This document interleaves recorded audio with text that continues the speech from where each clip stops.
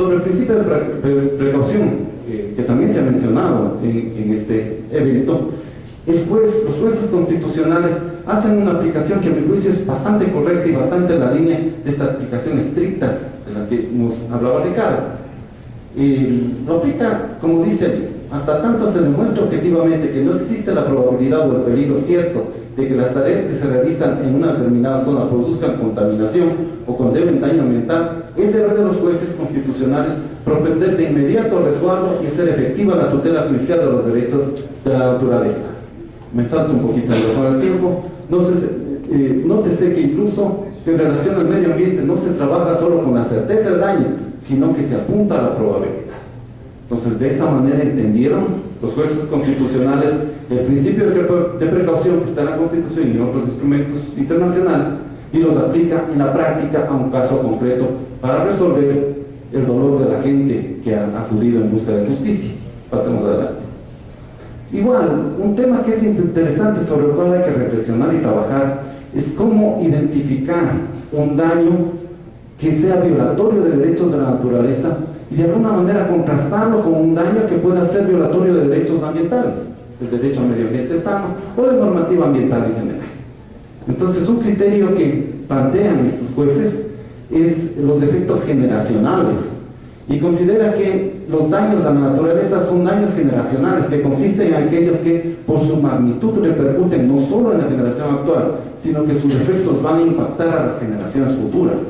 Entonces imagínense que las próximas generaciones no puedan disfrutar de todos los bienes y servicios que ofrece el río Vilcabamba, porque la actual generación, una administración poco cuidadosa, permitió o promovió el que se lo destruya por la ampliación de una carretera. Avancemos. Igual el tema de la inversión de la carga de la prueba, que también algunas personas le ha causado cierto estupor, ¿no?, cuando apareció en la Constitución del 2008. Aquí se lo está aplicando y a mi juicio se lo aplica de una manera muy interesante. Dice en la parte pertinente: sería inadmisible el rechazo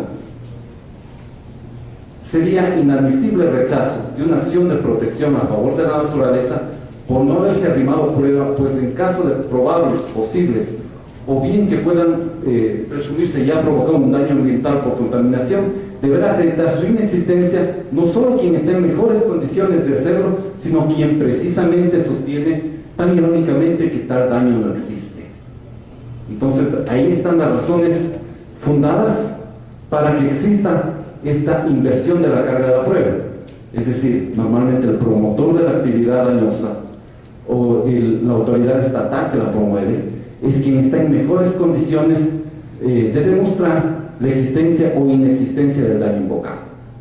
Entonces ese es un paso importante que se dio en la legislación y que ahora se está aplicando, comenzando a aplicar en bastante buena manera a través de estas sentencias constitucionales. Avancemos. Ahora, un tema que a mí me parece central y que preocupa a muchos juristas aquí en el medio nacional, que es el tema de las posibles o probables colisiones entre los derechos de la naturaleza y los derechos humanos. Por supuesto, ya se ha mencionado, eso no es raro, que colisión de derechos es cotidiano, y cuando colisionan derechos humanos, la solución que ha encontrado la ciencia jurídica es la aplicación del principio de proporcionalidad, que implica una ponderación de sus derechos en cada caso concreto. Entonces así funciona la justicia internacional, la justicia nacional. Pero aquí yo creo que los jueces constitucionales actuaron con gran sensatez y develaron que en realidad los choques entre derechos de la naturaleza y derechos humanos suelen ser mucho más aparentes que reales. En este caso concreto, podría haberse invocado un choque entre los derechos de la naturaleza y, por ejemplo, el derecho al desarrollo. No, lo señalan muy bien los jueces. Aquí no hay necesidad de ponderar, porque no hay derechos en choque. Sencillamente nadie discute el derecho que tiene la población de poderse transportar de un sitio a otro a través de una carretera, pero lo que tampoco está en discusión es que si se quiere hacer una carretera o ensanchar una carretera, se tienen que hacer estudios ambientales y no se lo puede hacer violentando los derechos de la naturaleza. Entonces eso es una cosa de gran sensatez. O sea, no hay que romperse la cabeza con los criterios de ponderación, con los test de ponderación. Sencillamente las cosas en su punto. Si se quiere hacer una carretera, hay que hacerlo respetando a la naturaleza y respetando los estándares ambientales establecidos por la legislación y punto. Avancemos. Entonces, bueno, luego del litigio, luego de este análisis y fundamentación que hacen los jueces en la sentencia, se llega a una resolución. La resolución es conceder la acción de protección. En segundo lugar, se dispone el cumplimiento de un conjunto de recomendaciones que la autoridad ambiental ha dado al gobierno provincial de Loja, el Ministerio del Ambiente ha dado al gobierno provincial de Loja. En la sentencia no se recogen esas recomendaciones, lo que hubiera sido bueno, porque es un deber del juez mandar a reparar y mandar a que se haga la restitución integral. Muy probablemente, entiendo yo, en esas recomendaciones estarán medidas de restitución integral de la naturaleza. Hubiera sido bueno que conste en el texto de la sentencia. Además, se delega, haciendo uso también de una facultad que concede a los jueces constitucionales, la Ley de Garantías Constitucionales, delega al MAE y a la Defensoría del Pueblo el seguimiento de del cumplimiento de estas recomendaciones, en definitiva del cumplimiento de la sentencia, y delega además el que se le informe en caso de que haya incumplimiento para él y sí suspender las obras. Entonces, en definitiva, el juez no ha suspendido las obras, lo que ha exigido sencillamente es que se cumplan determinados estándares ambientales que parecen obvios y lógicos en ese tipo de construcción. Hay algo que a mí me ha llamado la atención, es común en la justicia internacional de derechos humanos, pero me parece muy interesante que se comience a aplicar aquí en el ámbito de los derechos de la naturaleza, que son las denominadas medidas de satisfacción.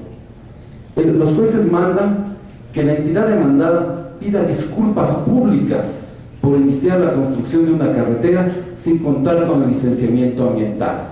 Y eso a mí me parece que es una medida de gran connotación simbólica.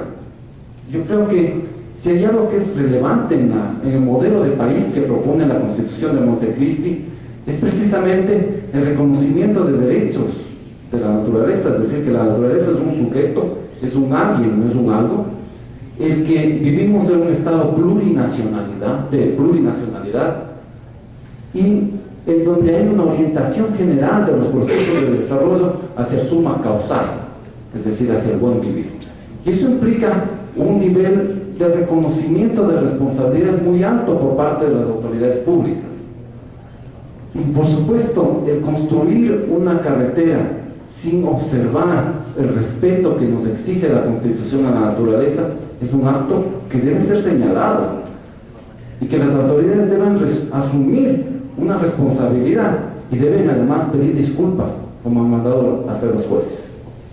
Entonces, no es una medida inocua, es una medida de construcción de ciudadanía y de construcción de responsabilidad. Entonces, yo creo que la jurisprudencia en derechos de la naturaleza, la jurisprudencia ecuatoriana y la jurisprudencia mundial, además, tiene muy buen inicio con esta sentencia.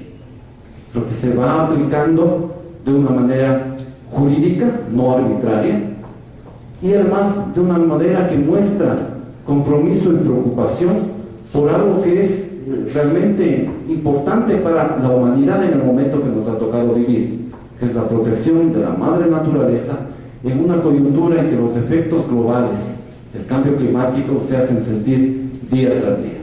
Me congratulo por esta decisión de la Corte Constitucional y me permito motivar a todos y todas quienes estamos en esta sala para que en el ámbito de nuestras funciones hagamos ejercicio de estos avances importantes que la Constitución recoge en favor de la madre naturaleza y del bienestar de todas y todos los ecuatorianos. Muchas gracias.